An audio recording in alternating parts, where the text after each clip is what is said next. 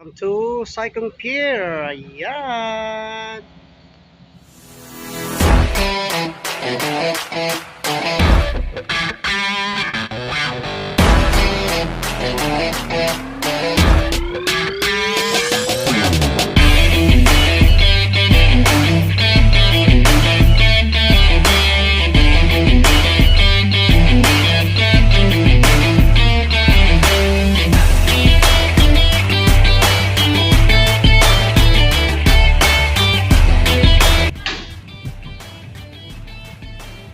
Ay, si Lolo. Si Lola pa talaga ang ano sa akin. Sinuntik pa tayong nano. Alright! So let's go to Sharp Island. Yep.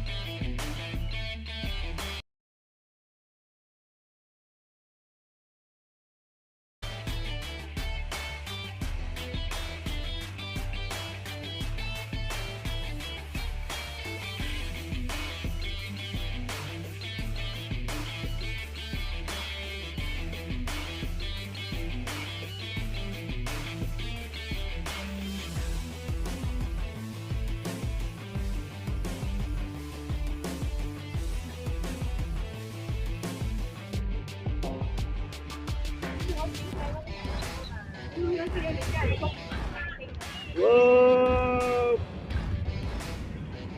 Oops!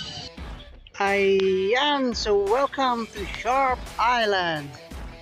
Wow! Ang ganda ng Sharp Island nito. So madali lang siyang puntaan. Malapit na din pala ang Lantaw Peak. Ayun ang Lantaw Peak. Ayan, extreme hike yon. So next natin puntahan yon after nito. So sana makakapunta tayo doon next time. Ito po ang Sharp Island Beach. Wow, so may nagka-camping din dito. So pwede rin nating iwanan ng mga gamit natin dito. May mga camping area pala talaga to. Ganda.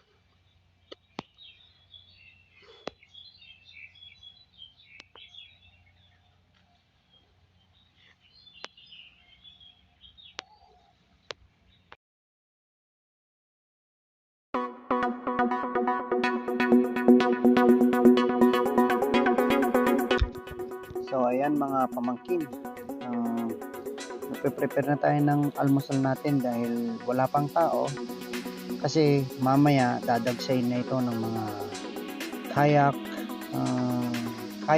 kayak yung ano yung mga individual na boat, yung single boat lang, yung mga magjojowa, yung mga magpapamilya, ganun sila dito.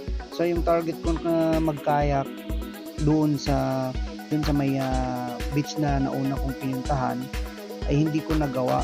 So dito makikita natin kung paano magkayak. So galing sila doon sa kabilang isla, babaybayin nila hanggang dito. So makikita natin mamaya sa footage. Abangan ninyo ang mga footage dito. Ayan, so nagluluto na si Papay ko ng kanyang almusal habang wala pang mga tao dahil ako yata ang naunang pumunta rito. Hindi ako, may kasama ako kanina. So, tumutok lang kayo at abangan ng mga pangyayari at mga kaganapan dito sa video na ito dahil sigurado mag-enjoy kayo sa ganda ng Sharp Island. Ang Sharp Island ay yung bundok na yun. Yan ang sinasabing Sharp Island na may pagitan dyan.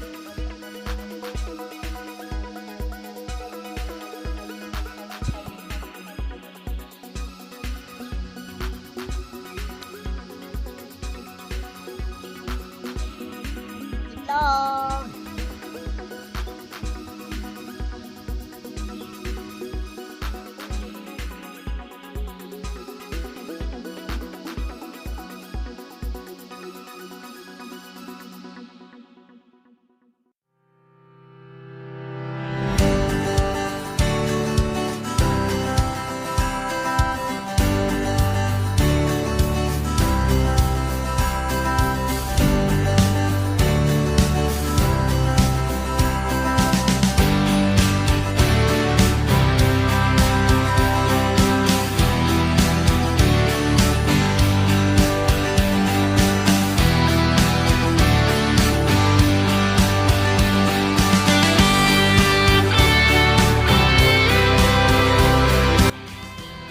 So ito po ang ating adventure for today.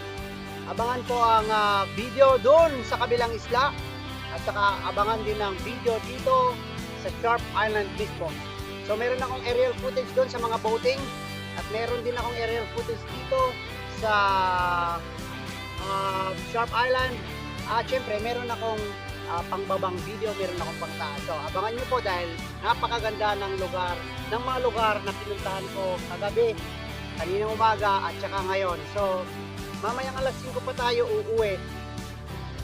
Yung boat alas 5 pa yung schedule. So anong oras pa lang ngayon? Mag-aalas 10 pa lang. So meron pa tayong hanggang 5 PM mamaya. So mag-enjoy lang tayo dito sa beach dito. Mamaya liligo tayo. Bye-bye! And yes, this is our camping gear. Alright.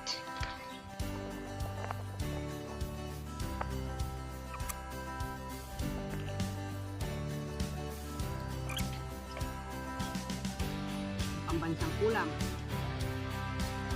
Indomie.